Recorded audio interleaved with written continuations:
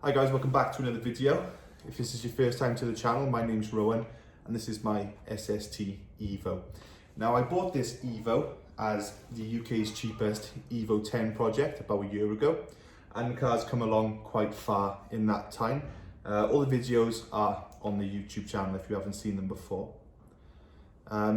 Recently I've decided to actually build this car for track, or for some track orientated modifications on the car. And the high-powered track version of this Evo is going to be called Project Stevo for obvious reasons. So that's what I've decided to name it. But before we go any further with the build, I thought I could address some issues. Maybe I could educate some of you if you're new to the Evos. And just a disclaimer, I don't claim to be a professional. I'm not an expert. I'm literally just an Evo enthusiast with a Facebook account. So, over the past year or two, I've read quite a bit on the Evos. I'm just going to share with you some of the knowledge I've picked up over the past year, just to give you a bit of a head start if you're looking at these cars or you haven't really been paying attention to the forums and the groups. Now, a lot of people will say that the SST Evo is technically better because it's a dual clutch gearbox, and the manual Evos are obviously a manual, so technically better in the sense that they shift a bit quicker. But then the manuals tend to be worth a little bit more, especially in the UK. And that is because the manuals are sort of perceived to be more reliable, less hassle, and Evos, the dual clutch SST version, the one I've got, tend to be viewed as hard to build, hard to extract power from, and unreliable. Now, some of these things people say about the SST Evo are incorrect. They're just completely wrong. And other things are just misunderstood, other things are correct. So I thought I'd try and help you to sort of filter it all out. What's true and what's a load of rubbish. So, fact or fiction, is the SST gearbox actually weak? Well, no, it's not weak. In fact, it's very, very strong. The gearbox on this car can hold every bit of power the manual Evo 10 can hold. 700 horsepower, 800 horsepower, 900 horsepower. There's cars out there with that much power on an SST gearbox. But where does this reputation come from then for them being weak? Well, the clutch, basically. The clutch can hold about 400 foot-pounds of torque. So some people would say once they start pushing over 400 horsepower on a standard turbo, that the clutches start to slip and the gearbox is therefore weak. It can only hold 400 horsepower. But what's quite interesting is a manual Evo 10 with a standard clutch can hold about 400 foot-pounds of torque. But nobody says that the manual gearboxes are weak, because they're not. It's the clutch. So it's important to remember the clutch on a manual Evo 10 standard can hold about 400 foot-pounds of torque, and the clutch on an SST Evo can hold about 400 foot-pounds of torque.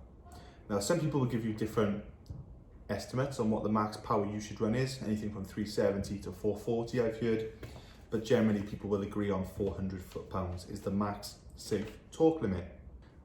Now, that does not mean you are limited to 400 horsepower. What would happen if you had a manual car and the clutch started slipping because you were making too much power? Well, you'd probably either turn the power down, which we don't want to do, or you would upgrade the clutch.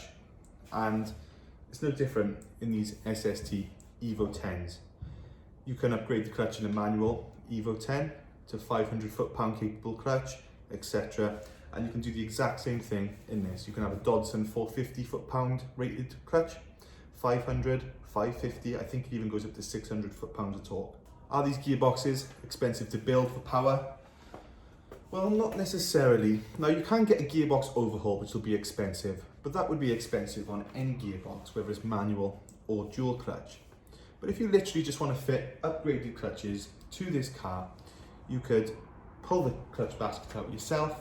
I've had a chat with Anthony at Indigo GT, and he's told me that if I was to give him my clutch basket with a clutch pack, Dodson clutch pack, he would charge about 2 hours labour to fit those clutches to that clutch pack.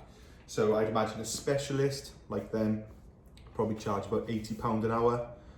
So you're really looking at £160 to have those clutches fit. Now the purchase price on those clutches will be more expensive than a manual clutch, but if you actually look for equivalent torque rated clutches, you'll find that usually the dual clutch ones are about twice the price of a manual clutch for the same torque rating, which kind of makes sense when you think about it. It's a dual clutch versus a single clutch. I know it's not that simple, but that's the way I sort of make sense of it in my head. So say you got to 400 horsepower on the standard turbo, you hit 400 foot-pounds of torque, your con rods are at the safe limit, your SST or manual gearbox is at a safe limit.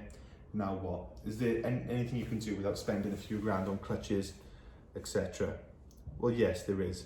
Now, in the UK, I find a common mindset is if someone has 400 foot-pounds of torque at 4,000 RPM, which equals 304 horsepower, for example, they will push the torque up to say 450, 500. As a result, they'll have to upgrade the clutches, they'll have to upgrade the con rods, and then as a result then of the torque going up, the output will be higher, which is the higher brake horsepower. But what I find is more common in the United States is people will tend to keep the same amount of torque, but push it further up the rev range. Now it's important to remember that con rods, clutches, gearboxes, they don't really have a brake horsepower limit, they have a torque limit.